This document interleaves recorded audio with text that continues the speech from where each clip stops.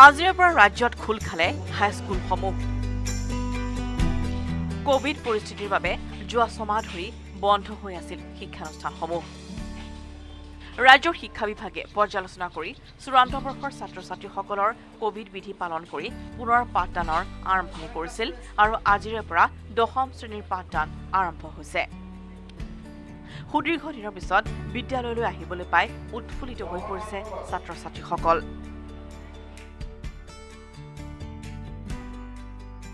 ধেমাজি সদৰৰ টাউন হাইস্কুলতো একেই পৰিৱেশ দেখিবলৈ পোৱা গৈছে। বহুত ভাল লাগিছে, ইমান দিন পিছত আজি স্কুল পুনৰ খোলা হৈছে আৰু ইমান দিন পিছত আমি আহিছোঁ পুনৰ স্কুললৈ। ইমান দিন ঘৰত থাকি আমাৰ বহুতো ক্ষতি হৈছে।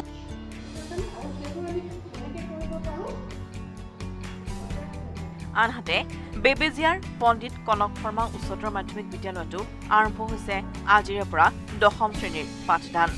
উল্লেখ্য যে বিদ্যালয়খনত 6 ছেপ্টেম্বৰৰ পৰা আৰম্ভ হৈছে উচ্চতৰ মাধ্যমিক চূড়ান্ত বৰ্ষৰ পাঠদান। বিদ্যালয়খনত উপস্থিত হোৱা ছাত্ৰ ছাত্ৰীসকলক সম্পূৰ্ণ কোভিড প্ৰটকল ৰক্ষা কৰি পাঠদান আৰম্ভ কৰিছে শিক্ষক শিক্ষয়িত্ৰীসকলে। যে তেওঁলোকৰ বহুত দিন বিৰতিৰ পিছত তেওঁলোকে এটা অসুবিধা অনুভৱ কৰিছে বুলি কৈছে যে এনেকৈ বহুত দিন ঘৰত থাকি মানসিকভাৱে তেওঁলোকৰ অকণমান অসুবিধা হৈছে, পঢ়িবলৈ মন নোযোৱা বা অকণমান এনেই থকাৰ মানসিকতা এটা বা দেৰিলৈকে শুই থকা এনেকুৱা ধৰণৰ। গতিকে আমি চেষ্টা কৰিছোঁ অকল পাঠদানেই নহয়, তেওঁলোকৰ স্বাস্থ্য, তাৰোপৰি তেওঁলোকৰ মানসিক উৎকৰ্ষ সাধন, মানসিক স্বাস্থ্য, শাৰীৰিক স্বাস্থ্য, সেইখিনি দিশতো যাতে আমি তেওঁলোকক কিছু আগবঢ়াই নিয়াৰ চেষ্টা কৰিছোঁ। তো আমি যাতে সফল হ'ব পাৰোঁ, সেইকাৰণে আমি সকলো শিক্ষক শিক্ষয়িত্ৰী সম্পূৰ্ণভাৱে সাজু হৈছোঁ। বিদ্যালয় খুলিলে যদিও ধুবুৰী দেখা গ'ল আন এক দৃশ্য। আশা কৰা ধৰণে ছাত্ৰ ছাত্ৰীৰ অনুপস্থিতিয়ে চিন্তিত কৰি তুলিছে শিক্ষক সমাজক। ধুবুৰীৰ ছাত্ৰ ছাত্ৰীৰ সংখ্যা অধিক থকা বিদ্যালয়খন হৈছে প্ৰতাপগঞ্জ হাইস্কুল। কেৱল 10ম শ্ৰেণীতে 200ৰো অধিক ছাত্ৰ ছাত্ৰী থকা এই স্কুলখনত প্ৰথম দিনাই কিন্তু উপস্থিতি তেনি সেৰেঙা দেখিবলৈ পোৱা গ'ল। এতিয়া প্ৰশ্ন হ'ল, বিদ্যালয় কৰ্তৃপক্ষই বিগত 3 দিনে বিভিন্ন ধৰণে জাননী দিয়াৰ পিছতো ছাত্ৰ ছাত্ৰীৰ উপস্থিতিৰ হাৰ কমি যোৱাৰ অন্তৰালত কৰোনাৰ আতংক নে আন কিবা? হোৱাটছএপ যোগে খবৰ দিছোঁ, ফোন যোগে জনাইছোঁ। ক্লাছ 10ত যদি আমি কওঁ 10ম শ্ৰেণীত আপোনাৰ কিমান ছাত্ৰ ছাত্ৰী এনৰোল আছে বৰ্তমান? বৰ্তমান 200ৰ এবাভ আছে, 235 ছাত্ৰ ছাত্ৰী। কিন্তু কিমানজন আহিছে এতিয়ালৈকে? এতিয়ালৈকে এজনহে আহিছে, দেখা পালোঁ এজনহে আহিছে, হয়তো আহিব আৰু এনেকুৱা হ'ব। হয়, আমি যদি ছাৰ আপুনি যদি আমাৰ ক্লাছৰুমটো ক্লাছ 10ত দেখুৱাব পাৰে, এয়া ক্লাছ 9ৰ বৰ্ড লগোৱা আছে আৰু 10ম শ্ৰেণীৰ বৰ্ড সেইটো চাইডে আছে, আমি যদি দেখুৱাব পাৰোঁ। এয়া 10ম শ্ৰেণীৰ ক্লাছৰুম আৰু এই ক্লাছৰুমত এইবাৰ যিহেতু 200ৰ ওপৰত ছাত্ৰ ছাত্ৰী আছে, এইটো ক্লাছ 9ৰ আমি ক্লাছৰুম আপোনাক দেখুৱাইছোঁ, কাৰণ এইটো ডাঙৰ ক্লাছৰুম, সেইকাৰণে এইবাৰ লোৱা হৈছে ইয়াত, কাৰণ এইবাৰ ছাত্ৰ ছাত্ৰীৰ সংখ্যা বেছি। বৰ্তমানে ক্লাছ আৰম্ভ হৈছে, শ্ৰেণীকোঠা আৰম্ভ হৈছে। আমি শ্ৰেণীকোঠাৰ ভিতৰলৈ প্ৰৱেশ নকৰোঁ, কাৰণ কৰোণাৰ কথা আছে। আপোনালোকে দেখা পাইছে শিক্ষক আহি উপস্থিত হৈ আছে, ছাত্ৰী এগৰাকী বৰ্তমানে উপস্থিত হৈছে, আৰু যিখিনি চৰকাৰীভাৱে যিখিনি নিয়ম নীতি বান্ধি দিয়া হৈছে সেই কাম কাজো কিন্তু বৰ্তমানে চলিছে। সম্পূৰ্ণ ৰুম চাফ চিকুণ কৰা হৈছে শ্ৰেণীকোঠাটো। আৰু যদি এই মুহূৰ্তত আমি এটা কথা ক'ব বিচাৰোঁ, আচলতে আজিৰ দিনটো যথেষ্ট উৎসুকতাৰে বিভিন্ন বিদ্যালয়ত ছাত্ৰ ছাত্ৰী আহিছে, কিন্তু গ্ৰামাঞ্চলৰ ধুবুৰীৰ গ্ৰামাঞ্চলৰ দৃশ্য যদি আপোনালোকক আমি দেখুৱাওঁ, সেই দৃশ্য কিন্তু বৰ্তমানে সেৰেঙা এটা দৃশ্য। কিন্তু এই মুহূৰ্তত আমি এটা কথা ক'ব পাৰোঁ যে আজিৰ দিনটো কিন্তু এটা ডাঙৰ প্ৰশ্নচিহ্ন তৈয়াৰ হৈছে। গ্ৰামাঞ্চলৰ প্ৰশ্নচিহ্ন আমি কৈছোঁ, কাৰণ চহৰাঞ্চলত আমি যিখিনি বিদ্যালয়ত খবৰ লৈছোঁ ইতিমধ্যে ছাত্ৰ ছাত্ৰী আহিছে, কিন্তু গ্ৰামাঞ্চলত আমি এতিয়া ক'ব পাৰিছোঁ এই মুহূৰ্তত এটা দৃশ্য আমি দেখা পাইছোঁ। তেনেধৰণে যিধৰণে আশা কৰা হৈছিল প্ৰথম দিনটোত কিন্তু তেনেধৰণে ছাত্ৰ ছাত্ৰীৰ উপস্থিতি দেখা পোৱা যোৱা নাই। ৰাজ্যৰ আন আন প্ৰান্তৰ সমান্তৰালকৈ তিনিচুকীয়া জিলাৰ ডিগবৈৰো সৌমাৰ উচ্চতৰ মাধ্যমিক বিদ্যালয়ৰ ছাত্ৰ ছাত্ৰীসকলো পাঠ গ্ৰহণৰ বাবে পুৱাই এনেদৰে উপস্থিত হয়হি বিদ্যালয়ত। 6 মাহৰ বিৰতিৰ অন্তত ছাত্ৰ ছাত্ৰীৰ কোলাহলেৰে পুনৰ প্ৰাণ চঞ্চল হৈ উঠিছে বিদ্যালয় চৌহদ। চৰকাৰে জাৰি কৰা কোভিড প্ৰটকল মানি চলিছে বিদ্যালয়খনৰ শিক্ষক শিক্ষয়িত্ৰী ছাত্ৰ ছাত্ৰীয়ে। এনে বিপৰ্যয়ৰ দিনখিনি আমি চৰকাৰৰ পৰা আৰম্ভ কৰি বিভিন্ন আমাৰ শিক্ষা বিভাগৰ লগত জড়িত বিভাগসমূহে লগতে আমাৰ বিদ্যালয় তিনিচুকীয়া জিলাৰ মাননীয় বিদ্যালয়সমূহৰ পৰিদৰ্শক মহোদয়ৰ তৎপৰতাত আৰু মাননীয় শিক্ষক শিক্ষয়িত্ৰীসকলৰ তেওঁলোকৰ কৰ্তব্যৰ প্ৰতি থকা দায়বদ্ধতাত আমাৰ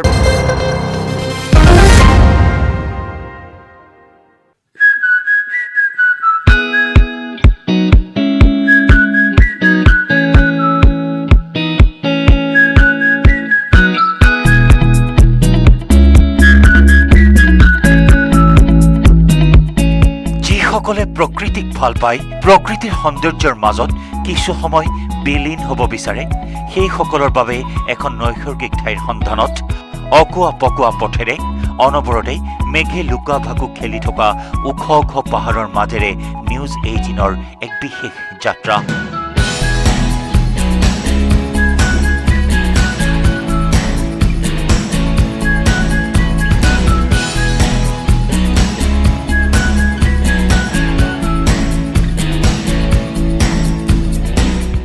এই যাত্ৰা দুধনৈৰ পৰা মেঘালয়ৰ পশ্চিম খাচী পাহাৰত অৱস্থিত এক অপূৰ্ব সৌন্দৰ্যৰে ভৰা এডোখৰ ঠাইলৈ।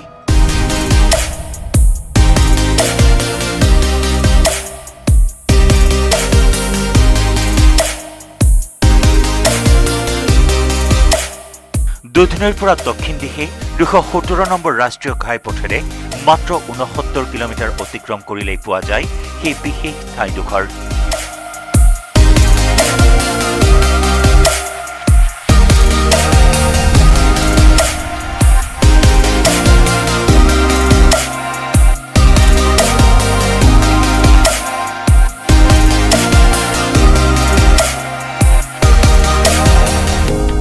যাত্ৰাপথত আপোনালোকে উপভোগ কৰিব পাৰিব পথৰ দুয়োকাষে থকা জোৰ পেলোৱা প্ৰাকৃতিক সৌন্দৰ্য।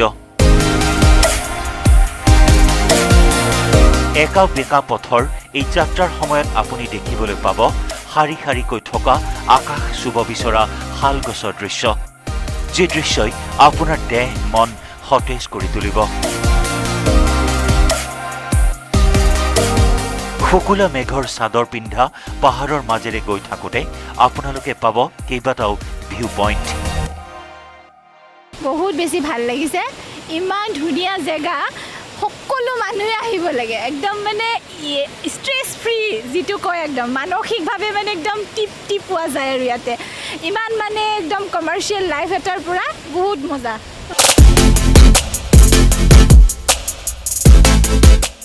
এনেদৰেই প্ৰাকৃতিক সৌন্দৰ্যৰ আমেজ লৈ আপুনি উপস্থিত হ'ব পাৰিব সেই বিশেষ স্থানত। আৰু এয়াই হৈছে মেঘালয়ৰ পশ্চিম খাচী পাহাৰত অৱস্থিত বিশাল চিনমা জলপ্ৰপাত, যিটো জলপ্ৰপাত এতিয়াও কোনো সংবাদ মাধ্যম যোগে প্ৰচাৰ হোৱা নাই আৰু নিউজ 18 হৈছে প্ৰথম আৰু একমাত্ৰ সংবাদ মাধ্যম যিয়ে প্ৰথমবাৰৰ বাবে এই জলপ্ৰপাতত উপস্থিত হৈ ইয়াৰে দৃশ্য দৰ্শকসকলৰ মাজত উপস্থাপন কৰিবলৈ সক্ষম হৈছে।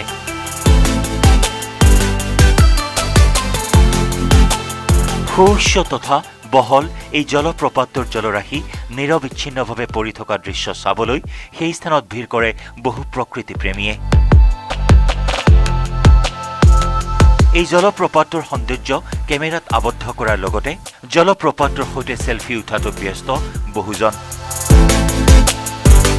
ৰাজ্য তথা দেশত শেহতীয়াকৈ যিহেতু কৰোনাৰ প্ৰকোপ হ্ৰাস পাবলৈ আৰম্ভ কৰিছে আৰু মানুহেও এতিয়া মুকলি মনেৰে চলা ফুৰা কৰি স্বাভাৱিক জীৱন যাত্ৰালৈ পুনৰ উভতি আহিছে, তেনে সময়তেই প্ৰকৃতিৰ পৰশ বিচাৰি বহুতেই এতিয়া ঢাপলি মেলিছে এই জলপ্ৰপাতটিলৈ। বিলীন হৈছে প্ৰকৃতিৰ মাজত। জলপ্ৰপাতৰ পাৰত ৰৈ থাকিলে আপুনিও দেখিবলৈ পাব জলৰাশিৰ কণিকা আৰু সূৰ্যৰ ৰশ্মিৰ সংমিশ্ৰণত উৎপত্তি হোৱা ৭ ৰঙী ৰামধেনু। ইয়াতে দেখিবলৈ পোৱা হৈছে অসমৰ বিভিন্ন ঠাইৰ লগতে মেঘালয়ৰো বহুত সংখ্যক লোকে ইয়াতে আহি অহা ভিৰ কৰি দেখিবলৈ পোৱা গৈছে, কিন্তু এতিয়ালৈকে কোনো ধৰণৰ সংবাদ মাধ্যমৰ বাতৰি শিৰোনাম দখল কৰিব পৰা হোৱা নাই এই পৰ্যটনস্থলীটোৱে, কিয়নো এতিয়ালৈকে কোনো সংবাদ মাধ্যমৰ লোকে ইয়াতে আহি উপস্থিত হোৱা নাছিলে। আমি নিউজ 18 একমাত্ৰ প্ৰথমবাৰৰ কাৰণে ইয়াতে আহি উপস্থিত হৈছিলোঁ আৰু নিউজ 18 অসমত দৰ্শকসকলক দেখুওৱাৰ কাৰণে প্ৰয়াস কৰিছিলোঁ যে আপোনালোকেও আহিব পাৰে মাত্ৰ দুধনৈৰ পৰা ৬৯ কিলোমিটাৰ নিলগত থকা এইটো জলপ্ৰপাতলৈ। গতিকে পৰ্যটকসকল আছে, তেখেতসকলৰ লগত পোনে পোনে কথা পাতিবৰ কাৰণে চেষ্টা কৰিম। ক'ৰ পৰা আহিছে আপোনাক? নমস্কাৰ, আমি দুধনৈৰ পৰা আহিছোঁ। ক'বলৈ ভাষাই নাই আচলতে, ইমান ধুনীয়া সৌন্দৰ্য, এনে মনোৰম এনেকুৱা জলপ্ৰপাত আচলতে সচৰাচৰ দেখিবলৈ পোৱা নাযায়। শ্বিলঙত আমি জলপ্ৰপাত দেখিছোঁ, কিন্তু শ্বিলঙৰ মেঘালয়ৰ এক অংশ, কিন্তু ইমান ডাঙৰ, ইমান ধুনীয়া আৰু ইমান ওচৰৰ পৰা চাব পাৰি, যিটো মানে কল্পনাৰো বাহিৰত, ইমান মনোৰম দৃশ্য। এই লকডাউনৰ যিটো যি জ্বালা যন্ত্ৰণাৰ মাজত আছিলোঁ সঁচাকৈ বহুত ৰিলিফ পাইছোঁ ৰাস্তা বৰ ধুনীয়া গতিকে ইয়ালৈকে আহক তাৰে পৰা দুধনৈৰ পৰা বটকৰ 69 কিলোমিটাৰ গতিকে আহি আৰু বেছি ৰাস্তা অলপ বেয়া নাই গোটেই ৰাস্তাই ভাল কিছু অলপ ধৰি লওক হাফ কিলোমিটাৰমান খোজকাঢ়িব লাগে বৰ ধুনীয়া আহক আপোনালোক সকলোকে ৱেলকাম কৰিছোঁ আৰু নিউজ 18ক ইয়াৰে থেংক ইউ কৰিছোঁ তেওঁলোকে যে এই মনোৰম দৃশ্য যে ৰাইজক দেখাইছে পানী আহি আছে গাত পানী চিটিকি আছে গাত কি মজা ক'ৰ পৰা হয় মোৰ চৰাইদেউত হয় মোৰ ঘৰ ইয়াত আহিছোঁ বাহঁতৰ লগত আহিছোঁ মই এতিয়া দুধনৈতে থাকোঁ ইয়াত আহি বহুত বেছি ভাল লাগিছে ইমান সুন্দৰ পৰিৱেশ ৱাটাৰফলটো কিমান ধুনীয়া ইয়াৰ প্ৰাকৃতিক দৃশ্য কিমান ধুনীয়া এইফালে ৰৈ থাকোঁতে পানী আহি আহি গাত পৰি আছে ইমানে বেছি ভাল লাগিছে ক'বই নোৱাৰোঁ আমি ৰামধেনু দেখিলোঁ হয় ৰামধেনু দেখিছোঁ ইমান ধুনীয়াকৈ এইফালে পানী পৰি আছে আৰু এইফালে ৰামধেনু ওলাই আছে আমাৰ দৰ্শকসকলক যি আহিব বিচাৰে ইয়ালৈ মইতো ক'ম ইয়ালৈ আহক আপোনালোকে বহুত এনজয় কৰিব পৰিৱেশটো ইমানেই ভাল পাব মাইণ্ডটো একদম ৰিফ্ৰেছ হৈ কৰিব মানে ধন্যবাদ জনাইছোঁ এইটোৱে হৈছে এই জলপ্ৰপাতটোৱে হৈছে আচলতে যি চিনমা জলপ্ৰপাত আৰু ইয়ালৈ আপোনালোকে আহিব পাৰে আৰু দুধনৈৰ পৰা মই কৈছোঁ যে পুনৰবাৰ দুধনৈৰ পৰা 17 নম্বৰ ৰাষ্ট্ৰীয় ঘাইপথ যি আছে তাৰ পৰা মেঘালয়লৈ অহা 217 নম্বৰ ৰাষ্ট্ৰীয় ঘাইপথলৈ মাত্ৰ 69 কিলোমিটাৰ আহিলে আপোনালোকে এই জলপ্ৰপাতটো পাব আৰু ইয়াৰে যি মনোমোহা দৃশ্য সেয়া আপোনালোকে উপভোগ কৰিব পাৰিব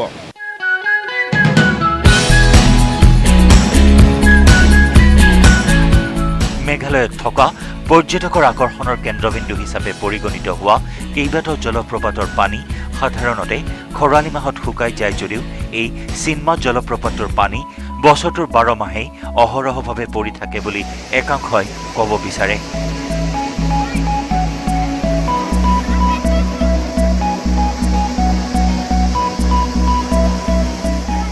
আনহাতে পৰ্যটনস্থলীৰ বাবে যথেষ্ট সম্ভাৱনাময় এই জলপ্ৰপাতৰ ক্ষেত্ৰত মেঘালয় চৰকাৰে এতিয়ালৈকে বিশেষভাৱে গুৰুত্ব দিয়া পৰিলক্ষিত হোৱা নাই যদিও দৈনিক অসম আৰু মেঘালয়ৰ বিভিন্ন প্ৰান্তৰ শ শ পৰ্যটকেৰে ভৰি পৰে এই চিনমা জলপ্ৰপাত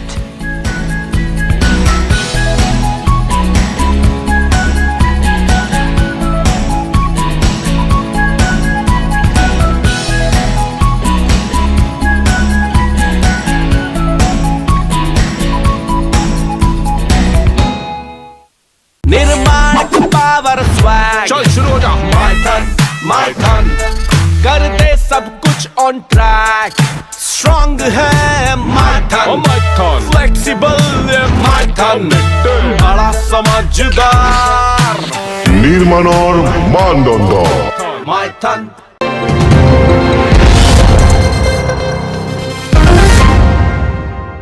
হাস্পতালৰ কৰ্কট ৰোগ বিশেষজ্ঞই কৰিব মাহটোৰ 2টা দিনত চিকিৎসা মহানগৰীৰ ফটাশিলৰ কুমাৰপাৰাস্থিত ইনষ্টা কেয়াৰ ক্লিনিকত মাহটোৰ 2য় আৰু 4ৰ্থটো শনিবাৰে দিনৰ 11 বজাৰ পৰা 3 বজালৈ কৰ্কট ৰোগ বিশেষজ্ঞ অসম সন্তান ডক্টৰ বিক্ৰম কুমাৰ ডেকাই আগবঢ়াই আহিছে চিকিৎসা সেৱা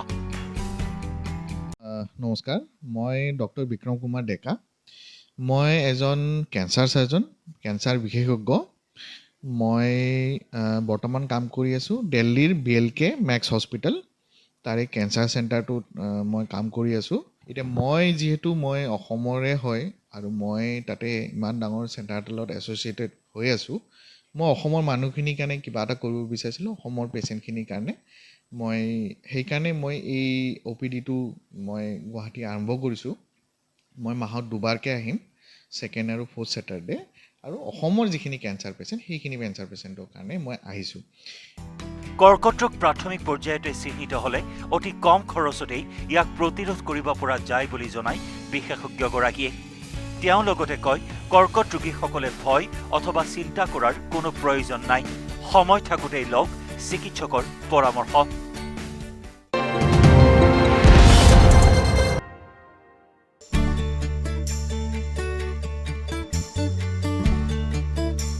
আজিৰ পৰা ৰাজ্যত খোল খালে হাইস্কুলসমূহ কোভিড পৰিস্থিতিৰ বাবে যোৱা ছমাহ ধৰি বন্ধ হৈ আছিল শিক্ষানুষ্ঠানসমূহ ৰাজ্যৰ শিক্ষা বিভাগে পৰ্যালোচনা কৰি চূড়ান্ত বৰ্ষৰ ছাত্ৰ-ছাত্ৰীসকলৰ কোভিড বিধি পালন কৰি পুনৰ পাঠদানৰ আৰম্ভণি কৰিছিল আৰু আজিৰে পৰা 10ম শ্ৰেণীৰ পাঠদান আৰম্ভ হৈছে সুদীৰ্ঘ দিনৰ পিছত বিদ্যালয়লৈ আহিবলৈ পাই উৎফুল্লিত হৈ পৰিছে ছাত্ৰ-ছাত্ৰীসকল।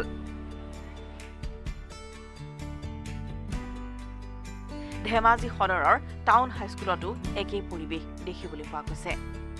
বহুত ভাল লাগিছে, ইমান দিন পিছত আজি স্কুল পুনৰ খোলা হৈছে আৰু ইমান দিন পিছত আমি আহিছোঁ পুনৰ স্কুললৈ। ইমান দিন ঘৰত থাকি আমাৰ বহুতো ক্ষতি হৈছে।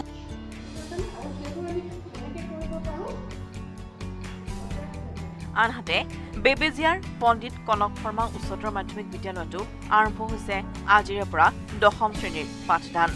উল্লেখ্য যে বিদ্যালয়খনত 6 ছেপ্টেম্বৰৰ পৰা আৰম্ভ হৈছে উচ্চতৰ মাধ্যমিক চূড়ান্ত বৰ্ষৰ পাঠদান। বিদ্যালয়খনত উপস্থিত হোৱা ছাত্ৰ-ছাত্ৰীসকলক সম্পূৰ্ণ কোভিড প্ৰটকল ৰক্ষা কৰি পাঠদান আৰম্ভ কৰিছে শিক্ষক-শিক্ষয়িত্ৰীসকলে। যে তেওঁলোকৰ বহুত দিন বিৰতিৰ পিছত তেওঁলোকে এটা অসুবিধা অনুভৱ কৰিছে বুলি কৈছে যে এনেকৈ বহুত দিন ঘৰত থাকি মানসিকভাৱে তেওঁলোকৰ অকণমান অসুবিধা হৈছে, পঢ়িবলৈ মন নোযোৱা বা অকণমান এনেই থকাৰ মানসিকতা এটা বা দেৰিলৈকে শুই থকা এনেকুৱা ধৰণৰ।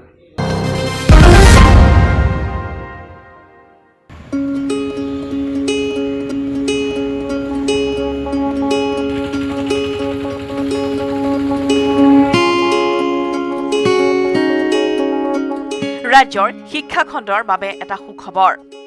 সৰ্বভাৰতীয় পৰ্যায়ত পুনৰ উজলিল গুৱাহাটী বিশ্ববিদ্যালয়। 2019-2020 বৰ্ষৰ NSS বঁটা লাভ গুৱাহাটী বিশ্ববিদ্যালয় আৰু বিশ্ববিদ্যালয়খনৰ NSS কাৰ্যসূচী সমন্বয়ক ডক্টৰ ৰঞ্জন কুমাৰ কাকতি। প্ৰতিটো বৰ্ষৰ দৰে এইবাৰো ঘোষিত হ'ল ৰাষ্ট্ৰীয় সেৱা আঁচনি চমুকৈ NSS বঁটা। বিগত 17 ছেপ্টেম্বৰত ঘোষণা কৰা এই বঁটাত উজলি উঠিল উত্তৰ পূৰ্বাঞ্চলৰ শৈক্ষিক জগতৰ ব্ৰতবৃক্ষস্বৰূপ গুৱাহাটী বিশ্ববিদ্যালয়। কেন্দ্ৰীয় চৰকাৰৰ যুৱ পৰিক্ৰমা আৰু ক্ৰীড়া মন্ত্ৰণালয়ৰ অধিসূচনা মৰ্মে 2019-20 বৰ্ষৰ ৰাষ্ট্ৰীয় সেৱা আঁচনি চমুকৈ NSS বঁটাৰ বাবে নিৰ্বাচিত হৈছে গুৱাহাটী বিশ্ববিদ্যালয় আৰু বিশ্ববিদ্যালয়খনৰ ৰাষ্ট্ৰীয় সেৱা আঁচনিৰ কাৰ্যসূচী সমন্বয়ক তথা বিশ্ববিদ্যালয়খনৰ ছাত্ৰ কল্যাণ সঞ্চালক ডক্টৰ ৰঞ্জন কুমাৰ কাকতি। অতি গৌৰৱৰ কথা যে পোনপ্ৰথমভাৱে NSSৰ ইতিহাসত সমগ্ৰ ৰাজ্যলৈ উত্তৰ পূৰ্বাঞ্চললৈ আমি এই গৌৰৱ কঢ়িয়াই আনিবলৈ সক্ষম হৈছে। এই বহুত গৌৰৱৰ কথা। কাৰ্যসূচী সমন্বয়ক হিচাপে মই গুৱাহাটী বিশ্ববিদ্যালয়ৰ সমগ্ৰ পৰিয়াল, উপাচাৰ্য মহোদয় প্ৰমুখ্যে সকলোকে অশেষ ধন্যবাদ জ্ঞাপন কৰিছোঁ। আৰু ইয়াৰ মূলতে আমাৰ NSS ভলণ্টিয়াৰসকলৰ আৰু NSS প্ৰগ্ৰেম অফিচাৰসকলে অহৰহ তেওঁলোকে কাম কৰি আহিছে সমাজৰ বাবে। আৰু এই বাৰ্তাই এইটোৱে কঢ়িয়াই আনিছে যে আমাৰ NSSসকলৰ ভলণ্টিয়াৰসকলৰ যি গঠনমূলক কাম আমি ৰাষ্ট্ৰীয় পৰ্যায়ত স্বীকৃতি লাভ কৰিবলৈ সক্ষম হৈছোঁ। আৰু এইবাবে মই নিজেও যে কাৰ্যসূচী সমন্বয়ক হিচাপে যথেষ্ট গৌৰৱ অনুভৱ কৰিছোঁ, যাতে আমি সমাজৰ হকে কিবা এটা কৰিবলৈ সক্ষম হৈছোঁ। অসম তথা উত্তৰ পূৰ্বাঞ্চলৰ ইতিহাসত পোনপ্ৰথমবাৰৰ বাবে গুৱাহাটী বিশ্ববিদ্যালয় আৰু ডক্টৰ ৰঞ্জন কুমাৰ কাকতিয়ে ৰাষ্ট্ৰীয় সেৱা আঁচনি বঁটা লাভৰ জৰিয়তে সমগ্ৰ ৰাজ্যখনলৈ গৌৰৱ কঢ়িয়াই আনিছে। বিশ্ববিদ্যালয়খনৰ এই সফলতাত উৎফুল্লিত হৈ পৰিছে গুৱাহাটী বিশ্ববিদ্যালয় আৰু ইয়াৰ অধীনৰ মহাবিদ্যালয়ৰ ৰাষ্ট্ৰীয় সেৱা আঁচনি কোষৰ স্বেচ্ছাসেৱক, কাৰ্যসূচী বিষয়া আৰু বিশ্ববিদ্যালয়ৰ পৰিয়ালবৰ্গ। আমাৰ কাৰণে খুবেই সুখবৰ যে NSSৰ আমাৰ যি বৰঙণি, আমাৰ ভলণ্টিয়াৰসকলৰ আৰু যিসকল জড়িত, সেইখিনিৰ কাৰণে ভাৰতবৰ্ষত আচলতে এইটো এটা কম্পিটিশ্যন নিচিনাকৈ হয় আৰু প্ৰতি বছৰে 2টা এৱাৰ্ড দিয়া হয়। নেশ্যনেল লেভেলত 2টা এৱাৰ্ড দিয়া হয় ইনষ্টিটিউশ্যনক। এইবাৰ আমি সেই এৱাৰ্ডৰ কাৰণে ছিলেক্টেড হৈছোঁ। আৰু আমাৰ যিজন কোঅৰ্ডিনেটৰ ডক্টৰ ৰঞ্জন কুমাৰ কাকতি, তেখেতক বিশেষভাৱে তাতে সন্মানজন দিয়া হ'ব, তেখেতকো এৱাৰ্ড দিয়া হ'ব আৰু ইনষ্টিটিউশ্যন হিচাপে আমাক এটা এৱাৰ্ড দিয়া হ'ব। গতিকে এই গোটেই বস্তুটো 24 ছেপ্টেম্বৰত ভাৰতৰ ৰাষ্ট্ৰপতিয়ে তেখেতে আমাক প্ৰদান কৰিব আৰু তাৰ বাবে আমি তাত গৈ হাজিৰ হ'ব লাগিব। ফিজিকেলি আমাক হাজিৰ হোৱাৰ অনুৰোধ কৰা হৈছে, গতিকে আমি যাব লাগিব। মই এই সপ্তাহতে আমাৰ NSSৰ সকলো কৰ্মকৰ্তাক, সকলো কোঅৰ্ডিনেটৰক, যিসকল কলেজ লেভেলত আছে, তেওঁলোক সকলোকে মই ধন্যবাদ জনাইছোঁ। কাৰণ এইটো এটা আমাৰ কাৰণে যথেষ্ট সুখবৰ। কাৰণ নেশ্যনেল লেভেলত আমাৰ যিসকল ভলণ্টিয়াৰ্ছ আছে, অৰ্থাৎ ছাত্ৰ ছাত্ৰীসকল যিসকলে জড়িত, তেখেতসকলে যথেষ্ট কাম কৰাৰ বিনিময়তে আমি এই এৱাৰ্ডটো পাবলৈ সমৰ্থ হৈছোঁ। উল্লেখ্য যে দেশৰ সমগ্ৰ বিশ্ববিদ্যালয়সমূহৰ ভিতৰত কেৱল 2খন বিশ্ববিদ্যালয়কহে প্ৰদান কৰা হয় এই বঁটা। গুৱাহাটী বিশ্ববিদ্যালয়ৰ লগতে কৰ্ণাটকৰ Rajiv Gandhi university of life ছায়েন্সে এই বঁটা আজৰি আনিবলৈ সক্ষম হৈছে। মন কৰিবলগীয়া কথা যে অহা 24 ছেপ্টেম্বৰ তাৰিখে দিল্লীৰ ৰাষ্ট্ৰপতি ভৱনত আয়োজন হ'বলগীয়া এক বঁটা প্ৰদান কাৰ্যসূচীত দেশৰ ৰাষ্ট্ৰপতি ৰামনাথ কোবিন্দে প্ৰদান কৰিব। উক্ত দিনা গুৱাহাটী বিশ্ববিদ্যালয়ৰ উপাচাৰ্য ডক্টৰ প্ৰতাপজ্যোতি সন্দিকৈ আৰু বিশ্ববিদ্যালয়খনৰ ৰাষ্ট্ৰীয় সেৱা আঁচনিৰ কাৰ্যসূচী সমন্বয়ক ডক্টৰ ৰঞ্জন কুমাৰ কাকতিয়ে এই বঁটা গ্ৰহণ কৰিব। 2019-20 বৰ্ষৰ ৰাষ্ট্ৰীয় সেৱা আঁচনি চমুকৈ NSS বঁটাৰ বাবে নিৰ্বাচিত হৈ বিশ্ববিদ্যালয়খনে অসম তথা উত্তৰ পূৰ্বাঞ্চলক পুনৰবাৰ ৰাষ্ট্ৰীয় প্ৰেক্ষাপটত জিলিকাই তুলিবলৈ সক্ষম হ'ল।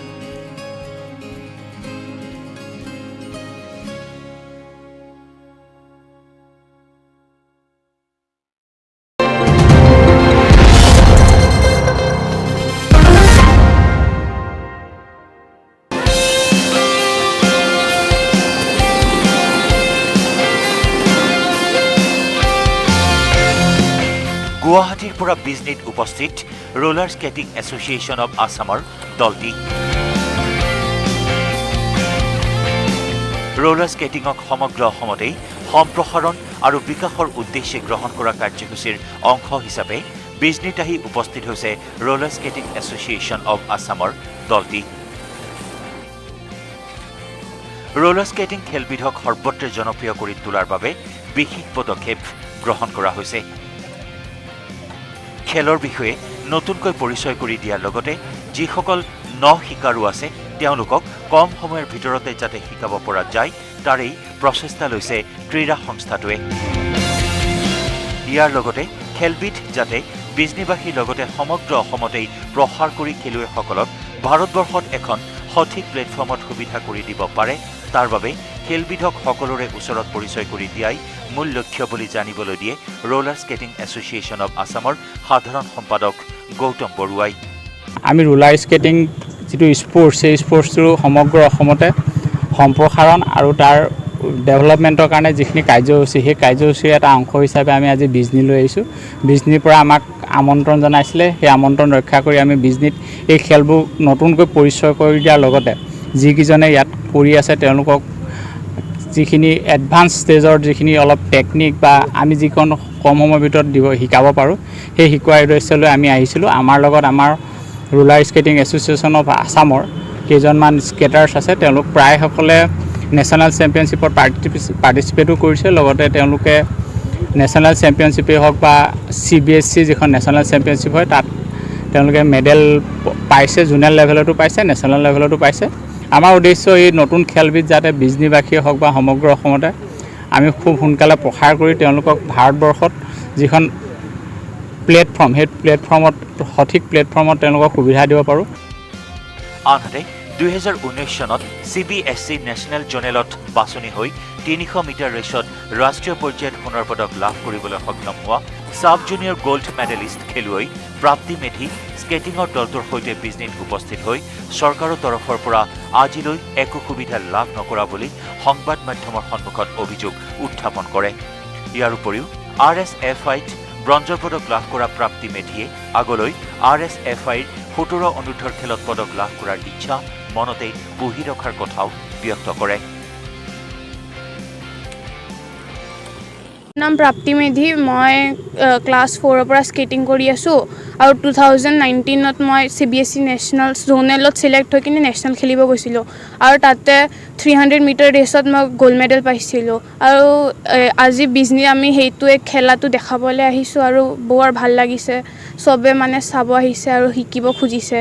আৰু 2020 RSFI নেশ্যনেলছত ব্ৰঞ্জ মেডেল পাইছিলোঁ ৰোড ৰেচ 1 লেপ। আৰু আগত খেলিব মন আছে RSFI above 17 এবাৰ তাতে মেডেল পাবলৈ ইচ্ছা আছে। চৰকাৰৰ পৰা কিবা সুবিধা পাইছে নে নাই? এতিয়ালৈকে একো দিয়াই নাই। निर्माण का पावर स्वैग चल शुरू हो जा माय थन कर दे सब कुछ ऑन ट्रैक स्ट्रांग है माय थन फ्लेक्सिबल माय थन बड़ा समझदार নিৰ্মাণৰ মানদণ্ড माय थन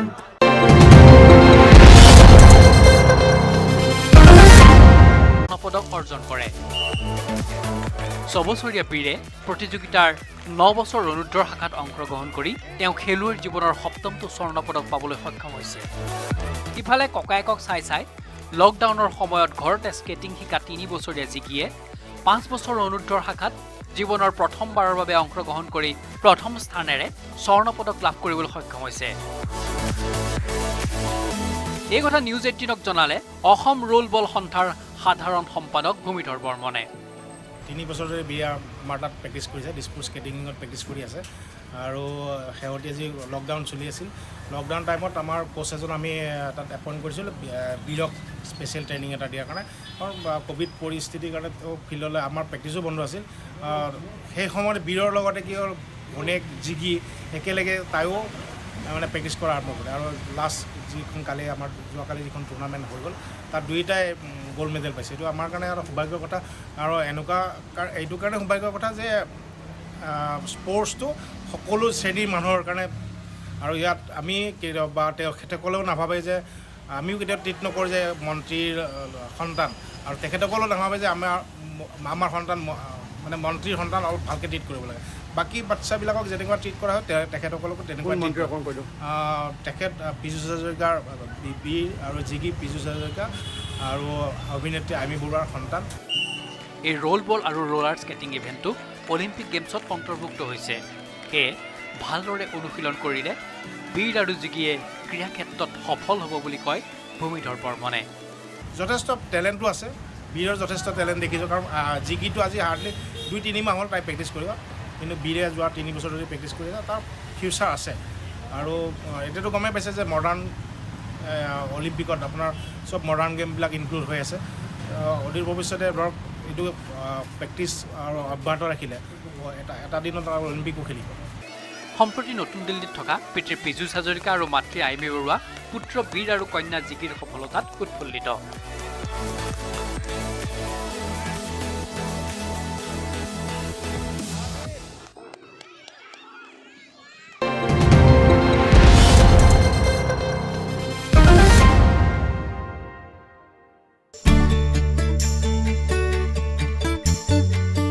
কেঞ্চাৰ দুৰাৰোগ্য নহয়, সময় হাতত থাকিলে জীৱন ৰক্ষা পৰিবই। এতিয়া অসমতে কৰ্কট ৰোগৰ উন্নত চিকিৎসা, ৰবটিক চাৰ্জাৰী আৰু উন্নত যন্ত্ৰপাতিৰ ব্যৱহাৰেৰে গুৱাহাটীত কেঞ্চাৰৰ চিকিৎসা। নতুন দিল্লীৰ BLK মেক্স ছুপাৰ স্পেচিয়েলিটি হাস্পতালৰ কৰ্কট ৰোগ বিশেষজ্ঞই কৰিব মাহটোৰ 2টাকৈ দিনত চিকিৎসা। মহানগৰীৰ ফটাশিলৰ কুমাৰপাৰাস্থিত ইনষ্টা কেয়াৰ ক্লিনিকত মাহটোৰ 2য় আৰু 4টো শনিবাৰে দিনৰ 11 বজাৰ পৰা 3 বজালৈ কৰ্কট ৰোগ বিশেষজ্ঞ অসম সন্তান ডাক্তৰ বিক্ৰম কুমাৰ ডেকাই আগবঢ়াই আহিছে চিকিৎসা সেৱা। নমস্কাৰ, মই ডক্টৰ বিক্ৰম কুমাৰ ডেকা। মই এজন কেঞ্চাৰ চাৰ্জন, কেঞ্চাৰ বিশেষজ্ঞ। মই বৰ্তমান কাম কৰি আছোঁ দিল্লীৰ BLK মেক্স হস্পিটেল, তাৰে কেঞ্চাৰ চেণ্টাৰটোত মই কাম কৰি আছোঁ। এতিয়া মই অসমৰে হয় আৰু মই তাতে ইমান ডাঙৰ চেণ্টাৰটোত এছ'চিয়েটেড হৈ আছোঁ। মই অসমৰ মানুহখিনিৰ কাৰণে কিবা এটা কৰিব বিচাৰিছিলোঁ, অসমৰ পেচেণ্টখিনিৰ কাৰণে।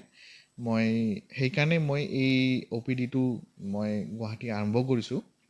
মই মাহত 2বাৰকৈ আহিম, 2nd আৰু 4th ছেটাৰডে। আৰু অসমৰ যিখিনি কেঞ্চাৰ পেচেণ্ট সেইখিনি কেঞ্চাৰ পেচেণ্টৰ কাৰণে মই আহিছোঁ। কৰ্কট ৰোগ প্ৰাথমিক পৰ্যায়তে চিহ্নিত হ'লে অতি কম খৰচতেই ইয়াক প্ৰতিৰোধ কৰিব পৰা যায় বুলি জনায় বিশেষজ্ঞগৰাকীয়ে। তেওঁ লগতে কয়, কৰ্কট ৰোগীসকলে ভয় অথবা চিন্তা কৰাৰ কোনো প্ৰয়োজন নাই, সময় থাকোঁতেই লওক চিকিৎসকৰ পৰামৰ্শ।